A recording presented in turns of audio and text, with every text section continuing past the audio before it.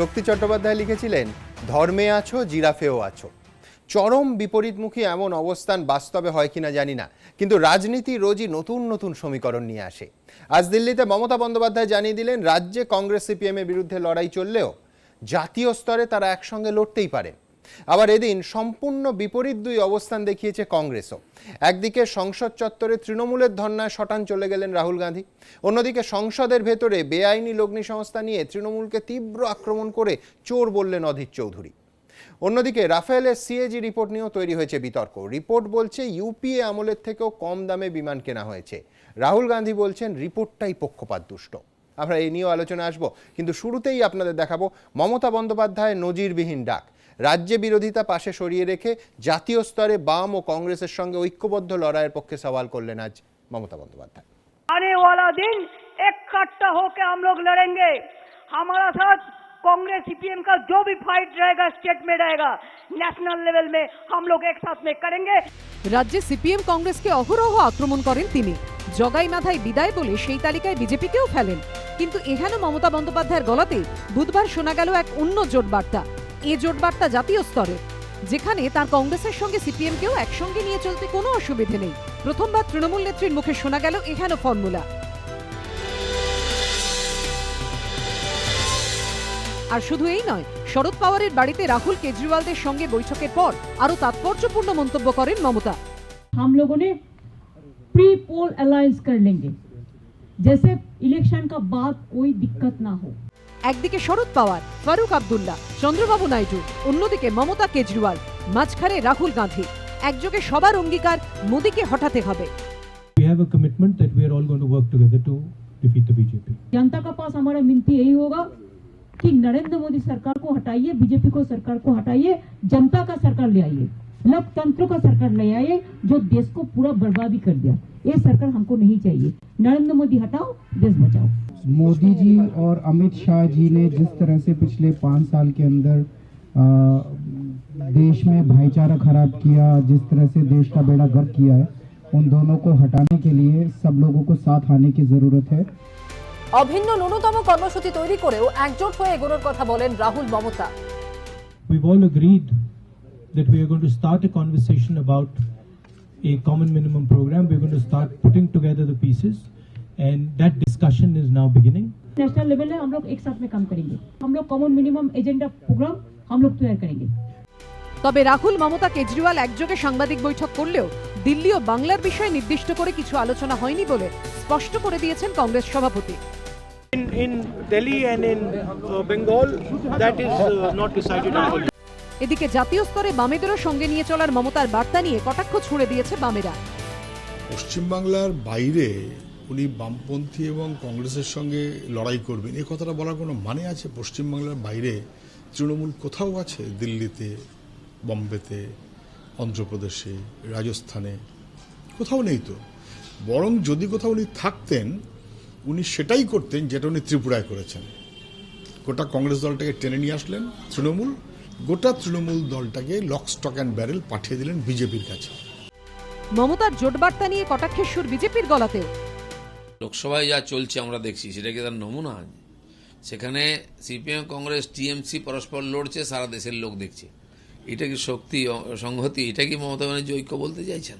মমতা ব্যানার্জির সঙ্গে কেউ নেই, তার পার্টির লোক নেই। আজকে এই অবস্থা উনি নিজে দেখিয়ে বেড়াচ্ছেন। সর্বভারতীয় ক্ষেত্রে কেউ নেই। কলকাতায় একরকম বলেন, তারা দিল্লি গিয়ে অন্যরকম বলেন। একদিকে মোদী বিরোধী জোটকে ঐক্যবদ্ধ করতে জাতীয় স্তরে ঘোর রাজনৈতিক শত্রু সিপিএমকেও সঙ্গে নিয়ে চলার বার্তা, অন্যদিকে প্রধান শত্রু মোদীকে নিজস্ব ভঙ্গিতে আক্রমণ। বুধবার রাজধানীতে এই চেহারায় দেখা গেল মমতাকে। Today is the last day of parliament.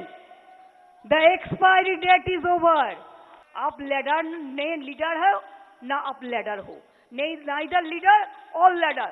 जो डरते हैं वो मरते हैं, जो लड़ते हैं वो जीतते हैं, वो कामयाबी होते हैं।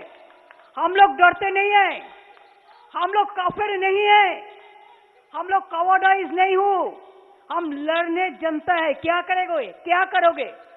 जेल भेजोगे? क्या करोगे? मर्डर कर दोगे? क्या करोगे? एजेंसी भेजोगे? कितना जेल है हम देखने चाहते हैं।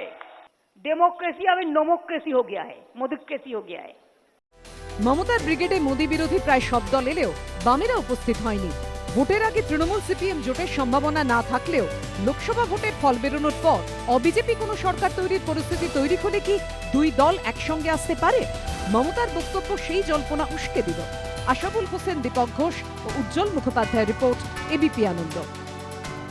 চেস ক্লক ফরম্যাটে প্রথমেই রেখে নেব সুমন বন্দ্যোপাধ্যায় এবং রিজু ঘোষালকে। আমি দ্রুত একবার গোটা দিন যারা হ্যাশট্যাগ সঙ্গে সুমন দিয়ে মন্তব্য পাঠালেন এই বিষয়ে, তাদের মধ্যে কয়েকটা মন্তব্য পড়ে নেব। বিধানকালীন লিখছেন, উন্নয়নের লক্ষ্যে কোনো কথা নেই, জোট ঘোট ধর্না সব কিছুরই লক্ষ্য মোদি হটাও।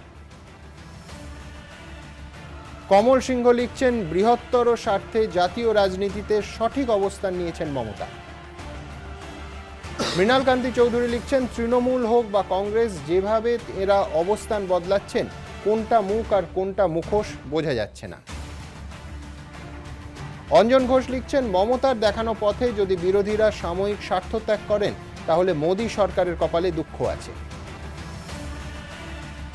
বিভাসম লিখছেন, ভোটের আগে রাজনীতি মেগা সিরিয়ালের থেকে কিছু কম নয়।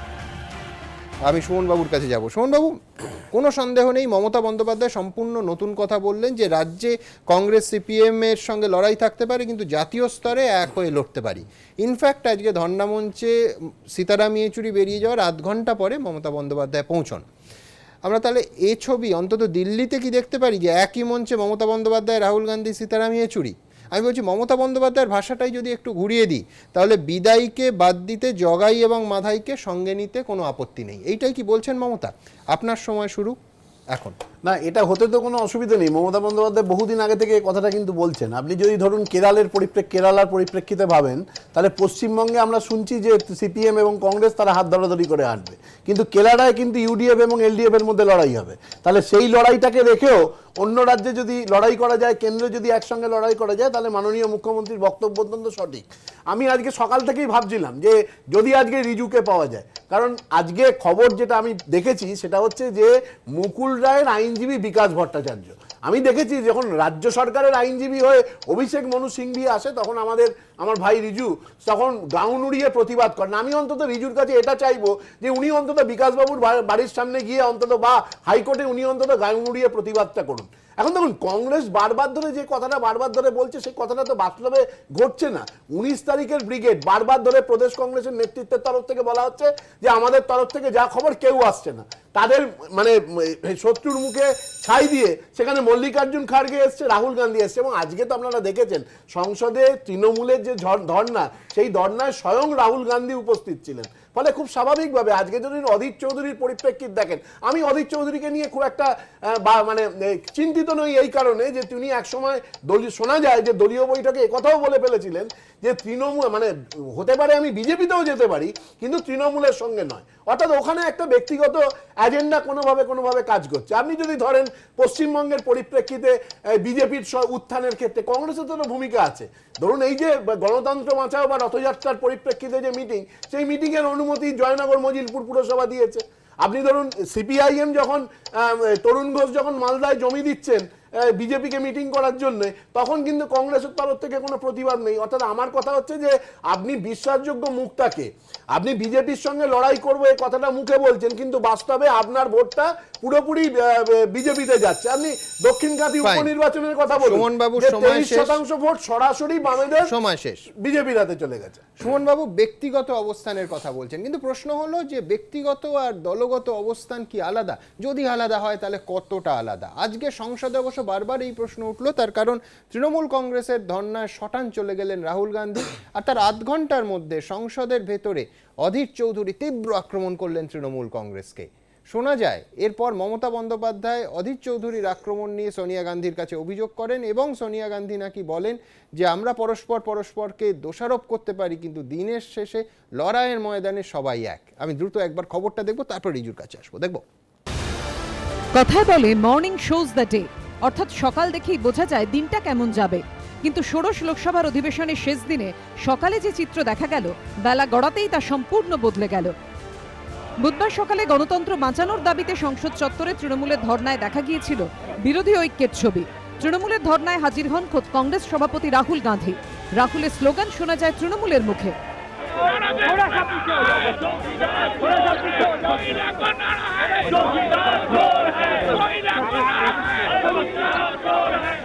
কিন্তু বেলা বাড়তেই বন্ধুত্বের ছবি শত্রুতায় বদলে যায়। মমতা বন্দ্যোপাধ্যায় যখন দিল্লিতে, ঠিক তখনই বেআইনি আর্থিক প্রতিষ্ঠান নিয়ন্ত্রণ সংশোধনী বিল নিয়ে সংসদে তৃণমূলকে তুমুল আক্রমণ করেন অধীর চৌধুরী। बंगाल में लाखों की तादाद के लोगों को, जो गरीब है, वो गरीबों को पैसा लूटा गया और आज यहाँ जो शोर मचाते हैं, मुझे लगता है इनको ये कहना चाहिए कि चोर मचाते शोर। ये सारे चोर है बंगाल के लूट कर यहाँ आए हैं। बंगाल में 20,000 से 30,000 करोड़ रुपया धन की लूट हुए हैं। इन लोगों की जमाने में जो लूटे हैं वो लुटेरा को सजा होना चाहिए, कोई लूट का छूट नहीं होना चाहिए। চিটফান্ড বিল নিয়ে সোনিয়া রাহুলদের তরফে বক্তাদের যে তালিকা লোকসভায় জমা দেওয়া হয়েছিল তাতে অধীরের নাম ছিল। অধীর যখন তৃণমূলকে চাঁচাছোলা ভাষায় আক্রমণ করছেন তখন লোকসভায় উপস্থিত ছিলেন খোদ সোনিয়া নিজে। সেই সময় সেন্ট্রাল হলে উপস্থিত ছিলেন মমতা বন্দ্যোপাধ্যায়। আর এহেন সময় অধীর যেভাবে তৃণমূলকে আক্রমণ করলেন তা দেখে বিজেপির মন্ত্রী সাংসদদের টেবিল চাপড়ানো দেখে বোঝা দায় হবে যে অধীর কোন দলের সাংসদ। আর বন্ধুত্বের ছবি শত্রুতায় পরিণত হতে দেখেই পাল্টা অধীরকে আক্রমণ করে Trinamool. One member from Congress, Odhir Chaudhary, who is a mafia don, another person from CPM who won by 1100 votes. All the chit fund started in 1980 when the left front was in power in West Bengal. বিল নিয়ে বলতে উঠে নাম না করে তৃণমূলকে কটাক্ষ করেন ভারপ্রাপ্ত অর্থমন্ত্রী Piyush Goyal. If a particular state does not take action against such scheme, then the whole purpose of the bill will be defeated. Between July 14 and May 18, in 4 years, 978 cases of unauthorized scheme. ऐसी स्कीमों के state level coordination committee में चर्चा हुए और उसमें से 326 केवल वेस्ट बंगाल में थे। অধীর চৌধুরী ও তৃণমূল সাংসদদের বাদানুবাদ দেখে অধীর চৌধুরীর পাশেও দাঁড়াতে দেখা যায় মোদী সরকারের অর্থমন্ত্রীকে। प्रोफेसर सौगता रॉय ने जो बात कही, मैं तो हैरान था कि किसी के ऊपर माफिया डॉन ऐसा आरोप माननीय सांसद पे लगाना या कितने वोटों से कोई जीत के आया, ये यहाँ पे संबंधित नहीं है। एक जीता हुआ लोक प्रतिनिधि पे ऐसा आरोप, मुझे बड़ा दुख है कि हमारे कई साथियों ने यहाँ तक राजनीति का स्तर गिरा दिया। সূত্রের খবর, অধীর চৌধুরীর আক্রমণে ক্ষুব্ধ মমতা সোনিয়া গান্ধীর কাছে কার্যত নালিশ জানান। তিনি সোনিয়ার কাছে জানতে চান এটা কি হচ্ছে। সূত্রের খবর, সোনিয়া তখন মমতার পিঠ চাপড়ে বলেন বিভিন্ন বিষয়ে তাঁরা একে অপরকে দোষারোপ করলেও দিনের শেষে তাঁরা বন্ধু এবং সকলে একসঙ্গে রয়েছেন। এ যেন শ্যামও রাখি আবার কুলও রাখি। চিটফান্ড কাণ্ডে তৃণমূলের বিরুদ্ধে আক্রমণ শানিয়ে কলকাতায় রাস্তায় নামছে কংগ্রেস।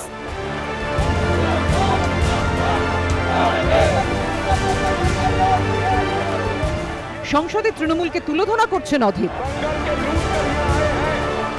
আবার মমতার পাশে দাঁড়াচ্ছেন রাহুল। রাজ্য জাতীয় রাজনীতির বাধ্যবাধকতা থেকেই কংগ্রেসের এই ধরি মাছ নাছুই পানির মতো অবস্থান বলে মত রাজনৈতিক মহলের। বিজেন্দ্র সিংহ, আশাবুল হোসেনের রিপোর্ট, এবিপি আনন্দ।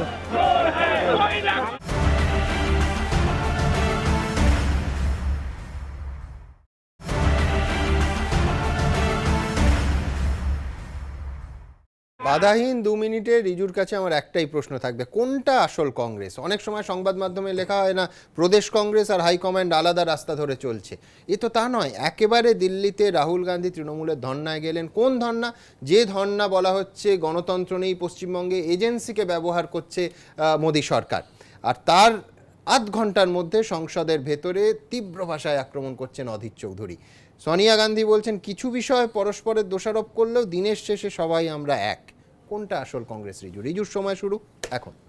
আসল কংগ্রেস সেটাই যে কংগ্রেস দুর্নীতির সঙ্গে নেই।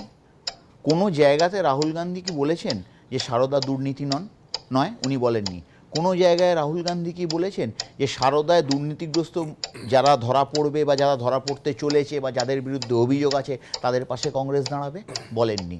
কোনো জায়গায় রাহুল গান্ধী বলেছেন যে তৃণমূলের বিরুদ্ধে একটি কথাও একটি প্রতিবাদ করা যাবে না? বলেননি।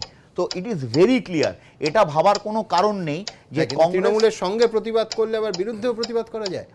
তৃণমূলের সঙ্গে প্রতিবাদটা কিসের প্রতিবাদ? তৃণমূলের সঙ্গে সর্বভারতীয় ক্ষেত্রে আমাদের সভাপতি বলছেন যে মোদি বিরোধী একটা সর্বভারতীয় মঞ্চ। আমাদের মুখ্যমন্ত্রী নিজেই তো বলছেন যে সবাইকে নিয়ে আমরা করতে রাজি আছি। এবার সবাইকে নিয়ে করতে রাজি আছি, আমি তো খুব কারেক্টলি পয়েন্ট আউট করবো যে পশ্চিমবঙ্গের বাইরে কোথায় তৃণমূল কংগ্রেসের অস্তিত্ব আছে। প্যারিসে থাকতে পারে, আমার জানা নেই, নিউ ইয়র্কেও থাকতে পারে, ট্রাম্প জিতেছেন কারণ তৃণমূল ওখানে প্রার্থী দেননি, আমি শুনলাম সে একজন বলেছে, তা সেখানে থাকতে পারে। ভারতবর্ষে পশ্চিমবঙ্গের বাইরে আর কোথাও তাদের অবস্থান নেই, কোথাও তাদের অস্তিত্ব নেই। কাঁঠালের আমসত্ব যেমন হয় না, তেমনি মমতা বন্দ্যোপাধ্যায়ের প্রধানমন্ত্রী হওয়া হবে না, একদম খুব ক্রিস্টাল ক্লিয়ার। এই খেলাটা মমতা বন্দ্যোপাধ্যায়ের, এই খেলাটা কথায় কথায় গিয়ে, আর আমাদের দলের সংসদে কি বলবে, তাই সেই তালিকা তো আমাদের সংসদীয় দল তৈরি করেছেন, মল্লিকার্জুন খাড়গে সেটা তৈরি করেছেন। কংগ্রেস তো অংশ নিচ্ছে, আমি সরি, হাতে হাত ধরে খেলাটা খেলছে। না না না, কোথায় হাতে হাত ধরে খেলছে? একটা ধর্ণা মঞ্চ হচ্ছে যেখানে বিজেপির বিরুদ্ধে ধর্ণা মঞ্চ, সেখানে আমাদের সর্বভারতীয় সভাপতির অধিকার আছে, সেখানে তিনি গেছেন, কিন্তু সেখানে কোনো জায়গাতে তিনি সেখানে দাঁড়িয়ে বলেননি যে সারদাতে যে 25,000 কোটি টাকা চুরি হয়েছে, যে 90 লক্ষ পরিবার ক্ষতিগ্রস্ত হয়েছে, তাদের পাশে কংগ্রেস দাঁড়াবে না। কারণ কংগ্রেস দাঁড়াবে মদন মিত্র, কংগ্রেস দাঁড়াবে আর যারা বাকিরা যারা অভিযুক্ত আছেন, সুদীপ বন্দ্যোপাধ্যায়, তাদের পাশে কংগ্রেস দাঁড়াবে। সে কথাও কিন্তু কংগ্রেস কোথাও বলেনি। খুব ক্লিয়ার কাট, আমাদের কোনো দ্বিচারিতা নেই, আমাদের কোনো বৈরিতাও নেই। We are absolutely clear. বেশ, নিঃসন্দেহে বিরোধীদের অনেক কিছু বলার থাকবে। রিজুর সময় শেষ। আপনাদের দুজনকেই অসংখ্য ধন্যবাদ। আমি পরবর্তী দুই বক্তা পার্থপ্রতিম বিশ্বাস এবং দেবনারায়ণ সরকারকে ডেকে নেব, আর দেখে নেব কংগ্রেসের অবস্থান নিয়ে হ্যাশট্যাগ সঙ্গে সুমন দিয়ে যারা মন্তব্য পাঠালেন। কয়েকটা মন্তব্য পড়ব। পৃথ্বীরাজ সাহা লিখছেন, কংগ্রেসকে চিটফান্ড নিয়ে আগে নিজেদের অবস্থান স্পষ্ট করতে হবে, মানুষকে বোকা বানানো যাবে না। প্রলয় সরকার লিখছেন, অধীরবাবু সংসদে তৃণমূলকে চোর বলছেন আর সোনিয়া মমতাকে বলছেন দিনের শেষে আমরা সবাই এক। এর মানেটা কি দাঁড়ালো? সুমন শেখ লিখছেন, কংগ্রেস না পাচ্ছে তৃণমূলকে ধরতে, না পাচ্ছে তৃণমূলকে ছাড়তে। অমিয় দত্ত লিখছেন, তৃণমূলের সঙ্গে জোট হলে অধীরবাবুদের অস্তিত্বের সংকট দেখা দেবে। সঞ্জয় ঘোষাল লিখছেন, কংগ্রেস আগে দিশা ঠিক করুক, তারপরে অন্য দলের রাজনৈতিক অনুষ্ঠানে অংশগ্রহণ করুক।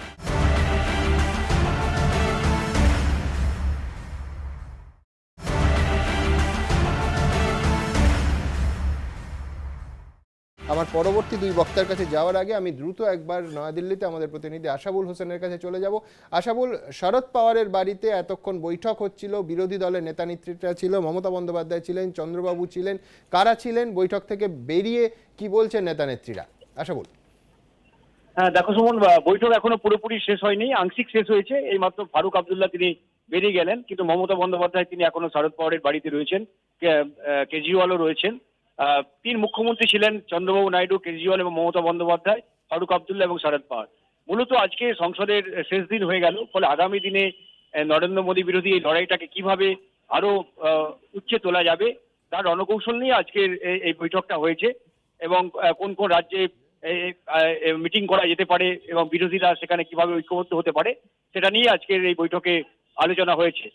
আজকে যন্তর মন্তরে একটা বিরোধী ঐক্যের ছবি পুরোপুরি ধরা পড়ে, কারণ মঞ্চে, কেজরিওয়ালের মঞ্চে আজকে কংগ্রেস অংশ নেয়, আনন্দ শর্মা তিনি এসেছিলেন, এছাড়া সিপিএম এর সীতারাম ইয়েচুরি তিনি আসেন, সিপিআই ডি রাজা আসেন, ফলে ঐক্যবদ্ধ বিরোধীরা। এবং মমতা বন্দ্যোপাধ্যায় বার্তা দিয়েছেন যে পশ্চিমবাংলায় সিপিএম কংগ্রেসের বিরুদ্ধে লড়াই হলেও জাতীয় স্তরে কিন্তু ঐক্যবদ্ধভাবে তারা মোদীর বিরুদ্ধে লড়াই তারা আছে।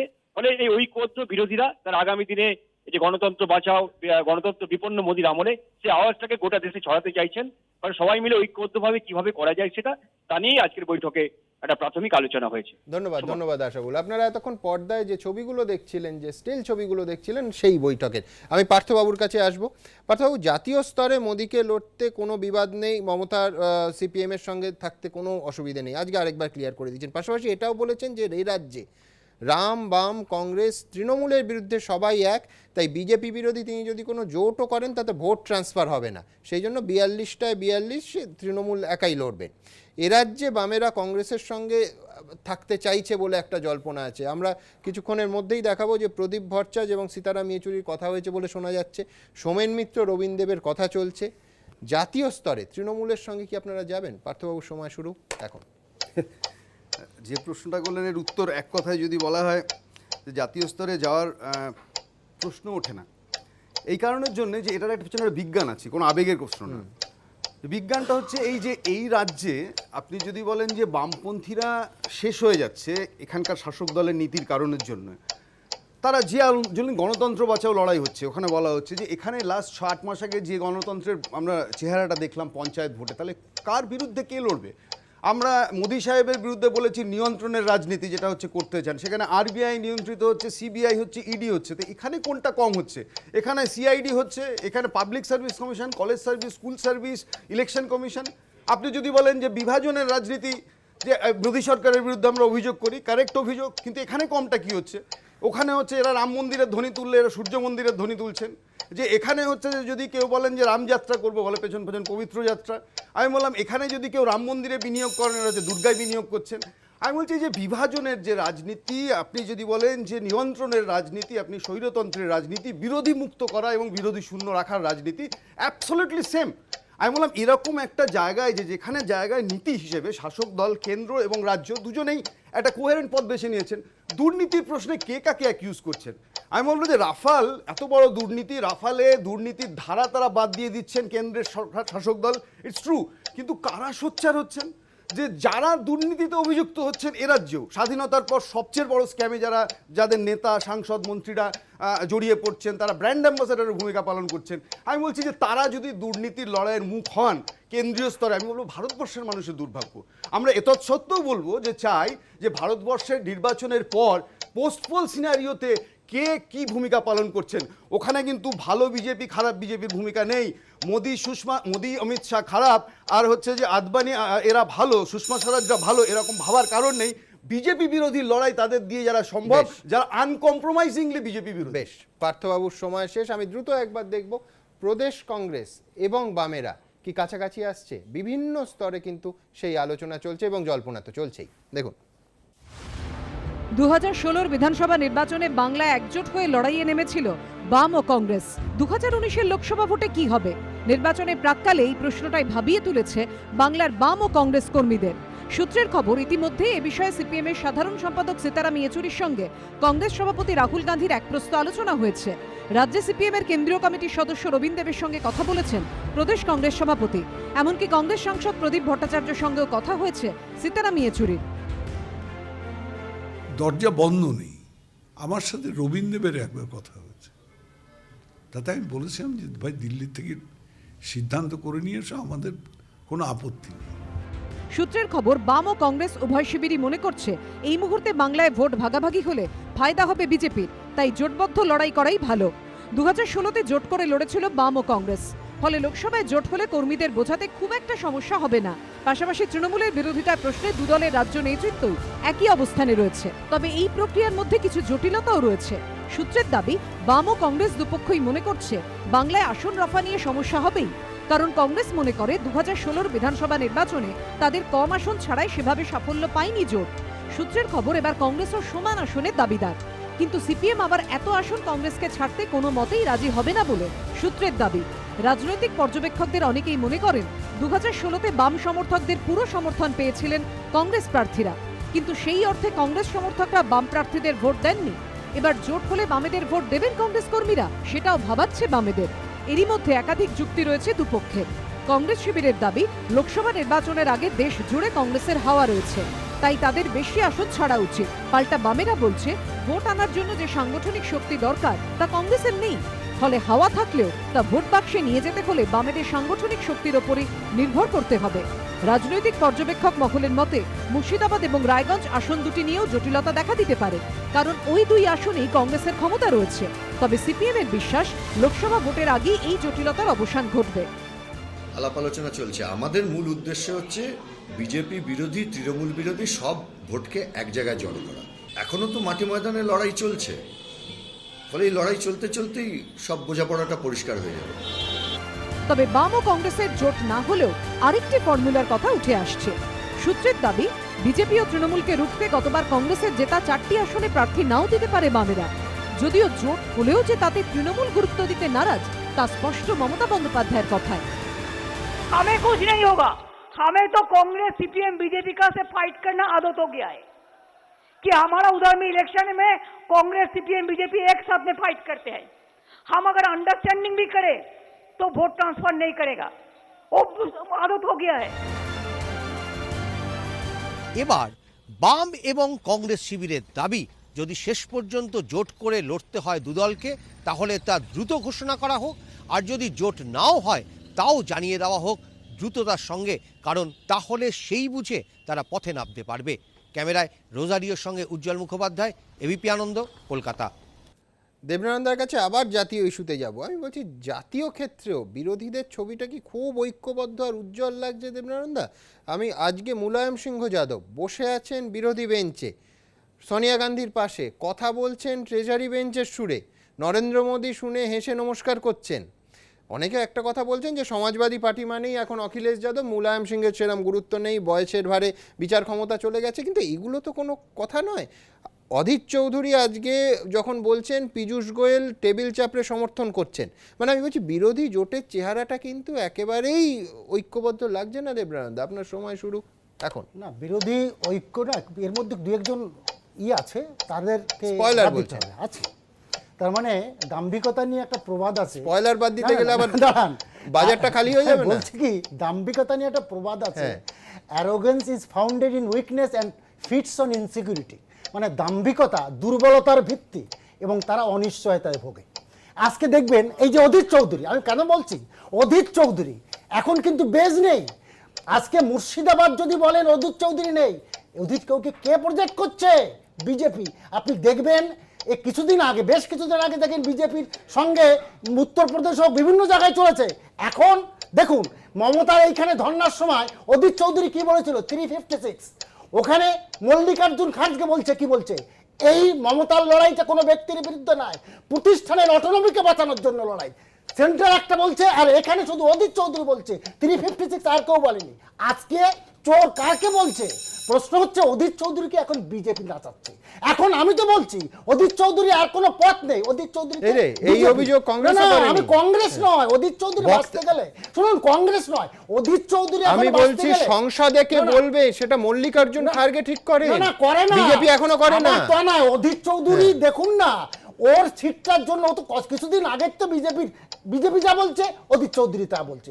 আজকে আরেকটা তালিকা তৈরি করছে মল্লিকার্জুন খাড়গে। আরেকটা অদ্ভুত বক্তব্য আমি বলছি, আজকে মানে সেলিম বললো ওকে সমর্থন করলো, চোর বললো। আচ্ছা 2011-র আগে এই সঞ্চিতা, সঞ্চয়িতা, এমপিএস, আয়কর, প্রয়াগ, এই সবগুলো আইপিএস এর প্রমোদনাথ মান্না 2000 কোটি টাকার স্ক্যাম, আর এখানে 2400 কোটি টাকা, তার মানে 2000 কোটি টাকা 2000 আগের কেন করছে না? এটাও বিজেপি স্পাই, কারণ 2000 আগে যাচ্ছে না, মমতাকে ধরতে হবে, এইটি হচ্ছে বিজেপি। আজকে আমি তো বলছি পশ্চিমবঙ্গে বিজেপিকে খেলাচ্ছে, মানে সিপিএম কে এবং কংগ্রেসকে খেলাচ্ছে বিজেপি।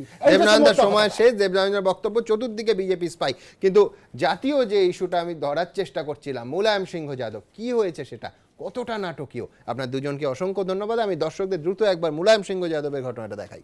प्रधानमंत्री जी ने सबको लेके चलने का पूरा प्रयास। मेरी कामना है कि जितने माननीय सदस्य हैं दोबारा फिर जीत गया। प्रधानमंत्री जी आप फिर बने प्रधानमंत्री। ছেলে যখন মোদীকে উৎখাত করতে উত্তরপ্রদেশে একদা ঘোর শত্রু মায়াবতীর সঙ্গে হাত মিলিয়ে ভোটে লড়ছেন, যখন ছেলেকে বিজেপিরই সরকার ইলাহাবাদ যেতে আটকে দিচ্ছে, তখন বাবা সেই মোদীকেই দ্বিতীয়বার প্রধানমন্ত্রী দেখতে চাইছেন।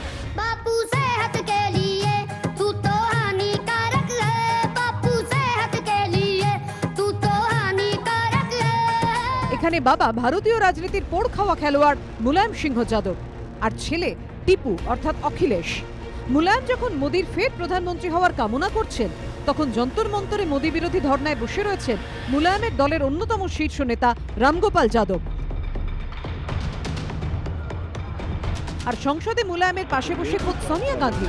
মুলায়মের মুখে এহেন মোদী প্রশংসা শুনে তো রীতিমতো থতমত খেয়ে যান সোনিয়া। সংসদে ওঠে জয় শ্রীরাম ধ্বনি, আর মুলায়ম ফুলটস দিতেই ছক্কা হাঁকিয়েছেন মোদী। अभी भी करना बहुत बाकी है और उसके लिए मुलायम सिंह जी ने आशीर्वाद दिए ही हैं। যদিও মুলায়ম এই কথা বলা মাত্রই তার বক্তব্য খণ্ডনে আসরে নেমেছে তারই দল সমাজবাদী পার্টি। इस शुभकामनाएं से इतना खुश होने की जरूरत नहीं है। समाज के हर तबके को प्रधानमंत्री जी ने धोखा दिया है। ये जो परंपराएं हैं एक दूसरे को शुभकामनाएं देने की, वो नेताजी ने परंपराओं का निर्वहन किया है। संदर्भ में ये बात कही है, मुझे उसका ज्ञान नहीं है, लेकिन हम लोग ये चाहते हैं कि केंद्र में सत्ता में बदलाव हो, आखिर में नेताजी भाजपा को हराने के लिए जनता के बीच में उनसे वोट मांगने का काम करेंगे। প্রত্যাশিতভাবেই মুলায়মের বক্তব্যের সঙ্গে সহমত পোষণ করেননি রাহুল। मैं उनसे डिसएग्री करता हूं अब, बट मुलायम सिंह यादव जी का राजनीति में रोल रहा है एंड उसको मैं रिस्पेक्ट करता हूं, उस रोल को रिस्पेक्ट करता हूं। সমাজবাদী পার্টির রাশ এখন পুরোপুরি মুলায়ম পুত্র অখিলেশের হাতে। দলের সব সাংসদ থেকে বিধায়ক সবাই অখিলেশের সঙ্গে। পর্যবেক্ষকদের একাংশের মতে এখনকার মুলায়ম আগের মুলায়মের ছায়া মাত্র। মুলায়ম সিংয়ের দলের সদস্য সংখ্যা হচ্ছে 4 জন, তার মধ্যে 3 জনই হচ্ছে অখিলেশের সঙ্গে। এটা মুলায়মজি নিজে একার মত বলেছেন। এখন রাজনৈতিক নিয়ন্ত্রণ পুরোপুরিভাবে অখিলেশ এর হাতে চলে গেছে। অনেকেই বলেন দিগবাজি খেতে মুলায়মের জুড়ি মেলা ভার। সে 2008 সালে পরমাণু চুক্তি ইস্যুতে ইউপিএ সরকারের প্রতি শেষ মুহূর্তে সমর্থন জানানো হোক, কিংবা রাষ্ট্রপতি ইস্যুতে শেষ মুহূর্তে প্রণব মুখোপাধ্যায়ের পাশে দাঁড়ানো। আর বৃদ্ধ হলেও মুলায়মের সেই প্রবণতা যে বজায় রয়েছে তা বলাই বাহুল্য। বিজেন্দ্র সিংহ, দীপক ঘোষের রিপোর্ট, এবিপি আনন্দ। অখিলেশ গাইতেই পারেন বাপু সেহত কে লিয়ে তু তো হানিকারক হ্যায়। কোনো সন্দেহ নেই যে যখন অখিলেশ যাদবকে উত্তরপ্রদেশের পুলিশ আটকে দিচ্ছেন, যেতে দিচ্ছেন না এলাহাবাদে, তখন মুলায়ম সিংহ যাদবের এই উলটপুরাণ নিঃসন্দেহে ব্যাখ্যার প্রয়োজন রয়েছে। আমার পরবর্তী দুই বক্তা কংগ্রেসের শুভঙ্কর সরকার এবং বিজেপি প্রণয় রায়কে ডেকে নেব, এবং তার আগে দেখাবো এই মুলায়ম সিংহ যাদব নিয়ে হ্যাশট্যাগ সঙ্গে সুমন লিখে কারা কি মন্তব্য করছেন। দেবাশিস গোস্বামী লিখছেন, ছেলে মোদি বিরোধিতা করছে আর বাবা মোদিকে আবার প্রধানমন্ত্রী দেখতে চাইছে, নিচুতলার কর্মীরা কি করবেন। অভ্রদে লিখছেন, মুলায়মের মন্তব্যে বিরোধী ঐক্য ধাক্কা খাবে। শামিউল হক লিখছেন, মুলায়মের অবস্থানে কিছু যায় আসে না, অখিলেশই শেষ কথা। নীলাঞ্জন মিত্র লিখছেন, বিরোধীদের নিজেদের মধ্যেই ঐক্য নেই, এরা ঐক্যবদ্ধ বিজেপি বিরোধিতা কিভাবে করবে। বিকাশ মুখোপাধ্যায় লিখছেন, অখিলেশ যাদব বিরোধী ঐক্যের অন্যতম মুখ, মুলায়মের মন্তব্য তার পক্ষে যথেষ্ট অস্বস্তিকর। সুকান্ত দে লিখছেন, মুলায়মের মন্তব্যে নরেন্দ্র মোদীর যথেষ্ট উচ্ছ্বসিত হওয়ার কারণ রয়েছে। আমি পরবর্তী পর্যায়ে আসার আগে দ্রুত আপনাদের একবার দেখাতে চাইব যে রাফায়েল নিয়ে আজকে অস্বস্তিতে কংগ্রেস। কোনো সন্দেহ নেই যে সিএজি রিপোর্ট বলছে ইউপিএ জামানার তুলনায় প্রায় 3% দাম কমে রাফাল বিমান কেনা হয়েছে। কি বলছে সিএজি রিপোর্ট দেখুন। লোকসভা ভোটের মুখে রাফাল ইস্যুতে প্রায় প্রতিদিনই নরেন্দ্র মোদীর বিরুদ্ধে চাঞ্চল্যকর অভিযোগ আনছেন রাহুল গান্ধী। এই পরিস্থিতিতে বুধবার সংসদে পেশ হল রাফাল নিয়ে ক্যাগ রিপোর্ট, যাতে স্বস্তি পেল মোদী সরকার। রাফাল যুদ্ধবিমানের দামের বিষয়টির উল্লেখ না করে controller and auditor general Rajiv Mehrishi তার রিপোর্টে দাবি করেছেন, চুক্তিতে অনেক কম দামে 36টি রাফাল যুদ্ধবিমান কেনা সম্ভব হচ্ছে। তাতে প্রতিটি রাফাল যুদ্ধবিমানের দাম ইউপিএ জমানার তুলনায় 2.8% কম পড়ছে। এর ফলে দেশের প্রায় 17.08% টাকা সাশ্রয় হয়েছে। কিন্তু কিসের ভিত্তিতে সস্তায় চুক্তির কথা বলা হচ্ছে? ক্যাগের যুক্তি, সামরিক চাহিদা, বর্তমান শক্তি, পরিবেশ সহ নানা বিষয় মাথায় রেখে ভারত রাফাল যুদ্ধবিমানের প্রযুক্তিতে 13টি নির্দিষ্ট পরিবর্তন বা আপগ্রেডেশন দাবি করেছিল। সিএজি রিপোর্টের দাবি, এই আপগ্রেডেশনের খরচ বর্তমান চুক্তিতে অনেক সস্তা হয়েছে। কেন্দ্র আগেই জানিয়েছিল রাফাল নিয়ে ক্যাগের রিপোর্টের দামের উল্লেখ থাকবে না, কারণ তাতে জাতীয় নিরাপত্তা বিঘ্নিত হওয়ার আশঙ্কা রয়েছে। সেই মতোই বুধবার সংসদে পেশ করা ক্যাগের রিপোর্টের দামের কথা কোথাও উল্লেখ করা হয়নি। দামের অংশগুলো এডিট করে পেশ করা হয়েছে রিপোর্ট। কংগ্রেস অবশ্য আগেই পক্ষপাতিত্বের অভিযোগ তুলে সিএজি রিপোর্ট খারিজ করেছিল। তাদের দাবি, রাফাল চুক্তি সংক্রান্ত বাস্তব তথ্য রিপোর্টে উঠেই আসেনি। কারণ মোদির জমানায় যখন রাফাল চুক্তি হয় তখন বর্তমান controller and auditor general Rajiv Mehrishi ছিলেন কেন্দ্রীয় অর্থ সচিব। মোদির জমানায় কেন্দ্রীয় স্বরাষ্ট্র সচিবও ছিলেন রাজীব মহর্ষি। এটাকে হাতিয়ার করেই স্বার্থের সংঘাতের অভিযোগ তুলছে কংগ্রেস। তাদের দাবি, রাফাল চুক্তিতে দুর্নীতির কথা রাজীব মহর্ষি জানতেন, এতে তাঁর প্রত্যক্ষ বা পরোক্ষ সম্মতি ছিল। রাজীব মহর্ষি নিজেই চুক্তির অংশীদার ছিলেন, তাই নিজেকে বাঁচাতে রাফাল নিয়ে তিনি যে মোদী সরকারের মনমতো রিপোর্টই দেবেন তা বলাই বাহুল্য। क्या कैग ने ये पूछा है कि बैंक गारंटी हटाने से कितना नुकसान देश का हुआ है? 7% का। कैग की एक रिपोर्ट है, सरकार ने लिखवाई है, जिस तरह से सुप्रीम कोर्ट से एक ऑर्डर लेकर आए थे, उसको पीएसी देखेगी और इसको स्वीकार नहीं किया जाएगा। इस रिपोर्ट पर हमको बिल्कुल आपत्ति है। টুইটারে কটাক্ষের সুরে বহুজন সমাজ পার্টির নেত্রী মায়াবতী লিখেছেন, রাফাল চুক্তি না সম্পূর্ণ না সঠিক। ক্যাগের রিপোর্ট পক্ষপাত দুষ্ট বলে উড়িয়ে দিয়েছেন Congress সভাপতিও।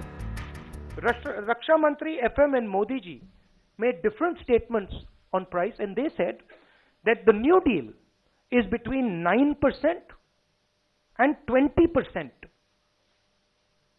better in financial terms. So the CAG report is saying that they lied in the first place. We don't agree with the 2.5%. But even what they are saying is calling Mr. Narendra Modi's and Raksha Mantri's bluff, and I think they made this statement in Parliament, if I'm not mistaken. Rahul গান্ধীকে কটাক্ষ করে অরুণ জেটলি টুইটারে লিখেছেন, supreme court ভুল, CAG report ভুল, আর ওই একটা পরিবারই সত্যি। এটা মেনে নেওয়া যায় না। যারা লাগাতার দেশবাসীর কাছে মিথ্যে বলছে, গণতন্ত্র তাদের কিভাবে শাস্তি দেবে? जब सुप्रीम कोर्ट ने अपना निर्णय सुनाया तो उससे पहले कांग्रेस ने सुप्रीम कोर्ट पर प्रश्न चिन्ह खड़ा कर दिया। जब सीएजी की रिपोर्ट आनी तो उससे पहले सीएजी के ऊपर प्रश्न चिन्ह खड़ा कर दिया। आखिरकार कांग्रेस का विश्वास किसके ऊपर है? ना किसी संस्था पर है, ना किसी सरकार पर है, ना समाज पर है। রাফাল চুক্তি নিয়ে কে সত্যি বলছে আর কে মিথ্যে বলছে তা নিয়ে জল্পনা অব্যাহত। এবিপি আনন্দ।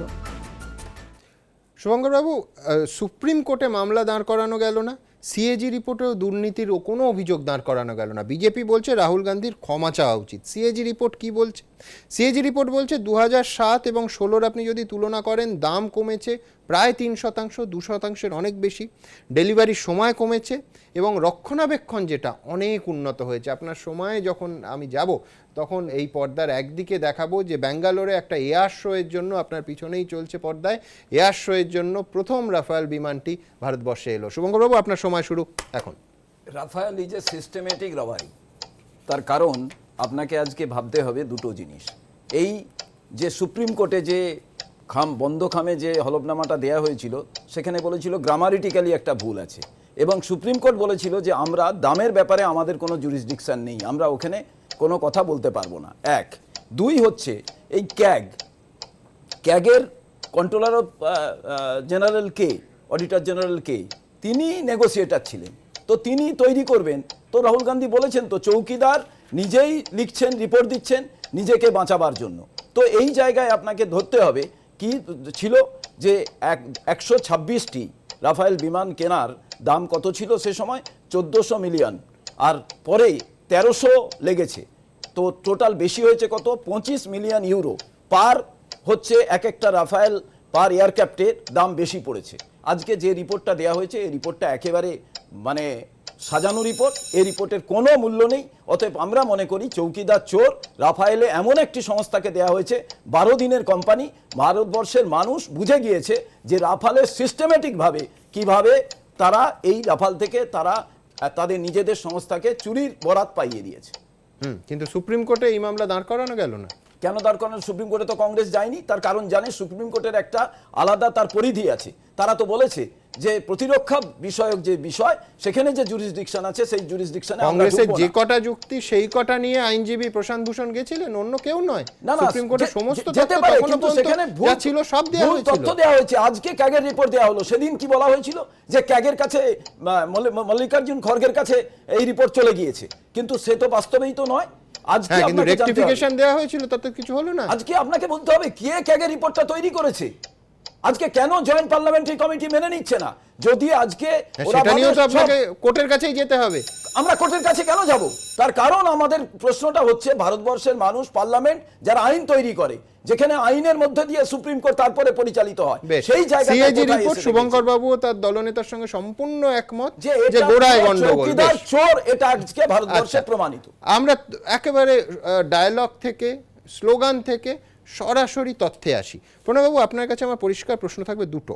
এক হচ্ছে, যেটা দ্রুত যদি বিমান কিনতে হয়, সেনাকে সুরক্ষিত করতে হয়, ইউপিএ জামানাতে আপনারা বারবার যেটা বলেন যে পাকিস্তান 4-5 জেনারেশন অ্যাডভান্স বিমান আছে তাদের কাছে, সেখানে আমি এমন সংস্থা থেকে একেবারে এমার্জেন্সি বেসিসে প্লেন নেওয়ার জন্য কিনছি যাদের 83টা প্লেনের ব্যাকলগ, অন্যান্য দেশের সমস্ত বরাত নেওয়া আছে, সেগুলো আগে আছে।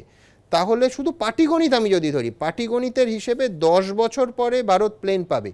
তাহলে যদি এত এমার্জেন্সি থাকে, এত জলদি প্লেন কেনা থাকে, রাহুল গান্ধীর প্রশ্ন, কেন এই সংস্থাকে বেছে নেওয়া হলো? দ্বিতীয় প্রশ্ন রাহুল গান্ধীর নয়, দ্য হিন্দু পত্রিকায় আজকে 8টা নথি বেরিয়েছে, একেবারে এখনো পর্যন্ত আমি খোঁজ নিয়েছি, কোনো রিজয়েন্ডার কেন্দ্রীয় সরকারের তরফ থেকে আসেনি।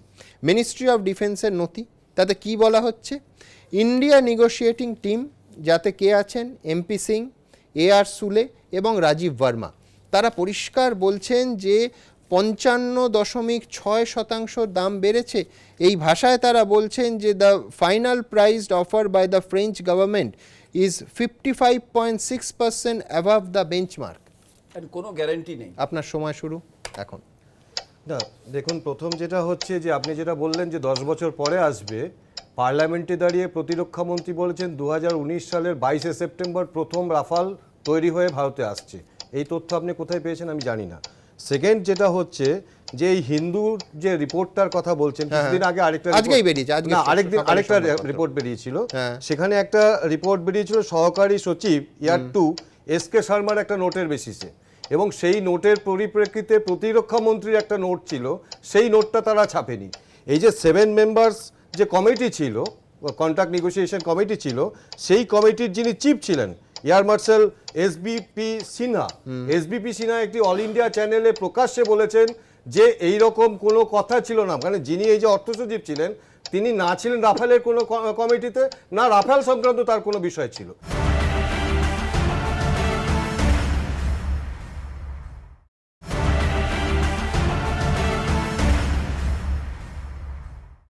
এই যে প্রত্যেক দিন সংবাদপত্রে কিছু বেরোচ্ছে, একটা কথা বলুন, যে শুভঙ্করদা নিজেই বললেন যে কংগ্রেস সুপ্রিম কোর্টে যায়নি, তা মানে কি কংগ্রেসের কাছে দেশের প্রধানমন্ত্রী চোর, সুপ্রিম কোর্টকে দিয়ে যে কোনো অর্ডার লিখিয়ে নেওয়া যায়, সিএজি পক্ষপাত দুষ্ট, একটাই আমার পাল্টা যুক্তি শুভঙ্কর বাবুর কাছে একটাই ছিল, সেটা হচ্ছে কংগ্রেস যা যা বলেছিল সেই তথ্যগুলো নিয়েই তো প্রশান্ত ভূষণ বলেছিলেন। তারপরেও কেন রাহুল কংগ্রেস দলীয়ভাবে না যেতে পারে, আমি মানছি, তারপরেও রাহুল গান্ধী কেন এই কথাগুলো বলছে?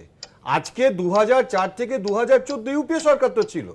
কার্গিল যুদ্ধের পর ভারতের সেনাবাহিনীর রিকুইশন ছিল যে আমার অত্যাধুনিক বিমান চাই। তো এই 10 বছরে ইউপিএ সরকার কেন বিমানগুলো কিনলো না? কারণ কি তখন ওই কত্রচি মামা, মিশেল মামা তারা কমিশন হয়তো পায়নি। আর যে মুহূর্তে মোদী সরকার 2014-তে আসার পরে 2019-এ প্লেন আনার ব্যবস্থা করছে, আজকে কংগ্রেস বিরোধী দল, আজকে তারা লবি করছে যারা রাফেলের প্রতিদ্বন্দ্বী ছিল তাদের কাছ থেকে কমিশনকে, যাতে এটা বাস্তবায়িত না হয়। অর্থাৎ গান্ধী পরিবারের কাছে হচ্ছে কাটমানি, কমিশন। দেশের নিরাপত্তা জলাঞ্জলিতে যাক, দেশের সেনাবাহিনী জলাঞ্জলিতে যাক, দেশের সুপ্রিম কোর্ট কি বলছে দেখার দরকার নেই। আজকে বলছে প্রধানমন্ত্রী চোর। নিঃসন্দেহে বিরোধীদের আরো অনেক কিছু বলার থাকবে। আপনাদের দুজনকেই ধন্যবাদ। এই মুহূর্তে সব থেকে বড় খবর, শরদ পাওয়ারের বাড়িতে বৈঠক চলছিল খানিকক্ষণ আগে, আশাবুল সেই বৈঠকের স্টিল ছবি আমাদের দেখিয়েছেন। শরদ পাওয়ারের বাড়ির সেই বৈঠকে রাহুল গান্ধী এই মুহূর্তে যোগ দিলেন। আমি দ্রুত ছবিটা জেনে নেব সরাসরি নয়াদিল্লিতে আমার প্রতিনিধি আশাবুল হোসেনের কাছে। আশাবুল, ঠিক কি ছবি দেখতে পাচ্ছ এই মুহূর্তে? তুমি যেখানে দাঁড়িয়ে আছো সেখানকার পরিস্থিতি কি? রাহুল গান্ধী ঢুকলেন এই বৈঠকে, এটা কি পূর্ব নির্ধারিত ছিল আশাবুল? না, এটা পূর্ব নির্ধারিত ছিল না, এটা আচমকাই এই ঘটনাটা ঘটেছে। কারণ তোমাকে কিছুক্ষণ আগে জানিয়েছিলাম যে বৈঠক আংশিকভাবে শেষ হয়ে গেছে। ফারুক আবদুল্লাহ বেরিয়ে গিয়েছিলেন, প্রফুল্ল প্যাটেল বেরিয়ে গিয়েছিলেন, কেজরিওয়াল বেরিয়ে গিয়েছিলেন, কিন্তু তারা হন্তদন্ত হয়ে কিছুক্ষণ আগে তারা শরদ পাওয়ারের বাড়িতে ফের আসেন এবং তারপরই রাহুল গান্ধী তিনি এসে পৌঁছন। এই মুহূর্তে ওই তাদের মধ্যে বৈঠক চলছে। ফলে এটা জাতীয় রাজনীতিতে একটা বিরোধীদের একটা ঐক্যের একটা বড় ছবি। এটা আজকে সংসদ শেষ হওয়ার পর একটা বড় ছবি। দীর্ঘদিন ধরে মমতা বন্দ্যোপাধ্যায়ের সঙ্গে রাহুলের কিন্তু মুখোমুখি কোনো বৈঠক হয়নি। SMS চালাচালি হয়, ফোনে কথাবার্তা হয়, কখনো কোনো অনুষ্ঠানে হয়তো দেখা হয়েছে, হাই হ্যালো হয়েছে, কিন্তু তারা মুখোমুখি বৈঠক করেছেন অনেক দিন হয়নি। ফলে এই বৈঠকটা অত্যন্ত গুরুত্বপূর্ণ এবং বিরোধীরা যে কতটা ঐক্যবদ্ধ সেই ছবিটা গোটা দেশের সামনে কিন্তু তুলে ধরার চেষ্টা হচ্ছে এই বৈঠকের মধ্য দিয়ে। আজকে যন্তর মন্তর থেকেই তার সূচনা হয়েছিল, বিশেষ করে সংসদে রাহুল গান্ধী নিজে তৃণমূলের ধর্নায় উপস্থিত হয়েছিলেন, একটা বার্তা দিয়েছিলেন। তারপর যন্তর মন্তরে সেখানে কংগ্রেস কেজরিওয়ালের ধর্না মঞ্চে উপস্থিত হয়, বামেরা উপস্থিত হয় এবং তারপর এখন রাহুল গান্ধী দেখতে পাচ্ছেন রাহুল গান্ধী ঢুকছেন, ঢোকার যেমন একটা বিরোধী ঐক্যের ছবি তুলে ধরার চেষ্টা হচ্ছে। আগামী দিনে কিভাবে নরেন্দ্র মোদীকে আরও কোণঠাসা করা যাবে, কিভাবে তার রক্তচাপ আরও বাড়ানো যাবে, তা নিয়ে যেমন আলোচনা হবে। পাশাপাশি আজকে সংসদে কিন্তু অধীর চৌধুরী তিনি এই যে বিরোধী ঐক্যের যে বাতাবরণে তিনি একটা চোনা ফেলেছিলেন বলা যায়, এবং যা নিয়ে বিরোধী মহলের সমালোচনার ঝড় ওঠে। অনেকে মনে করছেন যেটা এটা একটা ড্যামেজ কন্ট্রোলও বটে, যে অধীর চৌধুরী যে আচরণ করেছিলেন সংসদে আজকে চিটফান্ড বিল নিয়ে, সেটা নিয়ে মুখ্যমন্ত্রী খুবই ক্ষুব্ধ হয়েছিলেন। বিরোধীরাও সমালোচনায় সরব হয়েছিলেন। এই অভিযোগ অধীর চৌধুরীকে নিয়ে তার অভিযোগ রাহুল গান্ধীর কাছেও করতে পারেন। করবেন কিনা সে খবর নিঃসন্দেহে দর্শকদের দেবো। আশাবুল, আপাতত তোমায় অসংখ্য ধন্যবাদ। আমি দ্রুত দর্শকদের একবার দেখাতে চাইবো যে সিএজি রিপোর্টে একেবারে ক্লিনচিট, কিন্তু কিছু প্রশ্ন রাফেল নিয়ে থেকেই যাচ্ছে। কি সেগুলো দেখুন। মোদী সরকারকে স্বস্তি দিয়ে বুধবার সংসদে ক্যাগ দাবি করেছে ইউপিএ সরকারের তুলনায় অনেক সস্তায় রাফাল যুদ্ধবিমানের চুক্তি করেছে মোদী সরকার। প্রতিটি রাফাল যুদ্ধবিমানের দাম ইউপিএ জমানার তুলনায় 2.8% কম পড়ছে। রাফাল নিয়ে মোদী সরকারের এই স্বস্তির মধ্যেই এই ইস্যুতে তাদের অস্বস্তি ফের বাড়ালো সর্বভারতীয় ইংরেজি দৈনিক দ্য হিন্দুর বুধবারের একটি প্রতিবেদন, যেখানে আরও একটি সরকারি নথি ফাঁস করে দাবি করা হয়েছে ইউপিএ জমানার চেয়ে অনেক বেশি দামে রাফাল যুদ্ধবিমান কিনেছে মোদী সরকার। আগের তুলনায় 55.6% বেশি দাম দিতে হয়েছে। দ্য হিন্দুর প্রতিবেদন অনুযায়ী রাফাল কেনার জন্য ফরাসি সরকার ও রাফাল যুদ্ধবিমান নির্মাণকারী সংস্থা দাসোর সঙ্গে ভারতের তরফে মধ্যস্থতা করেছিল 7 সদস্যের যে প্রতিনিধি দল, তার অন্যতম ছিলেন প্রতিরক্ষা মন্ত্রকের 3 প্রবীণ আমলা। যুদ্ধবিমান বিশেষজ্ঞ হিসেবে 3 জনেরই যথেষ্ট খ্যাতি রয়েছে। এরা হলেন ইন্ডিয়ান কস্ট অ্যাকাউন্ট সার্ভিসের জয়েন্ট সেক্রেটারি স্তরের অফিসার এমপি সিংহ, প্রতিরক্ষা মন্ত্রকের ফিনান্সিয়াল ম্যানেজার এআর সুলে এবং মন্ত্রকের জয়েন্ট সেক্রেটারি ও অ্যাকুইজিশন ম্যানেজার রাজীব বর্মা। 2016 সালের 1 জুন একটি নোট দিয়ে প্রতিরক্ষা মন্ত্রকের এই 3 প্রবীণ কর্তা জানান, ভারতীয় প্রতিনিধি দল যে দামে রাফাল যুদ্ধ বিমান কিনতে রাজি হয়েছিল, হস্তান্তরের সময় তার চেয়ে 55.6% দাম বেশি দিতে হয়েছে ভারতকে। নোটে এটাও লেখা হয়েছিল, ভালোভাবে চুক্তির শর্ত হস্তান্তরের আইনি ও প্রযুক্তিগত দিকগুলি খতিয়ে না দেখেই ফরাসি সরকারের পাঠানো লেটার অফ কমফর্টে সম্মতি দেয় মোদী সরকার। এটা খুবই উদ্বেগজনক।